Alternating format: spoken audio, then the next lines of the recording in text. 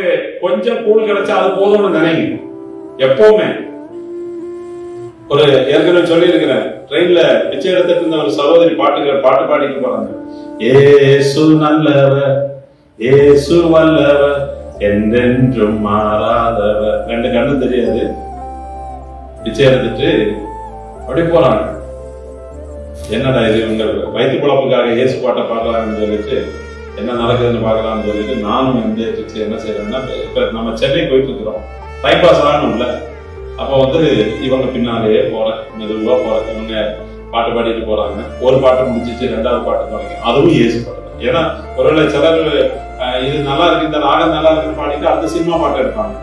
என்னன்னு கண்டுபிடிக்கலாம்னா அடுத்து இதே மாதிரி இயேசுவை பற்றி பாடுறாங்க. இயேசுவை பற்றி பாடிட்டு காசு வாங்க. ஒரு பாத்ரூம் பக்கத்துல போயிட்டு போகும்போது அந்த அம்மாவை சேர்த்து நிற்பாட்டி, தடுத்து நிற்பாட்டி, ஏமா இயேசு நல்லவர்னு பாருங்க, உன்னை பிச்சை எடுக்க என்ன இருக்கிறாருன்னு. நான் ஊழியக்காரர் தான், நான் ஒரு ஊழியக்காரர் தான். நான் கேட்டேன், அவங்க கட்டு தெரியாது. நான் பாஸ்டரா உள்ளதான் அவருக்கு அவங்க பார்த்து தெரிஞ்சுற அளவுக்கு இல்லை. இயேசு நல்லவர்னு சொல்றிய, அவன் நல்லவரா இருந்தா நீ ஏன் பிச்சை எடுக்கிறான்னு கேட்டேன். உனக்கு இந்த கண்ணு பார்வை தந்து நல்ல உன்னை வச்சிருக்கலாமேன்னு சொன்னா அந்த அம்மா இடத்தோட சொன்ன, அவர் நல்லவரா இருந்ததுனாலதான் நான் பிச்சையாவது எடுக்க முடியுதுன்னு சொல்றேன். அவர் நல்லவரா இருந்ததுனாலதான் பிச்சை எடுத்தாலும் நான் பிழைக்கிறதுக்கு எனக்கு பலனை தந்திருக்கிறார். இனி நான் கேள்வி கேட்பேனா?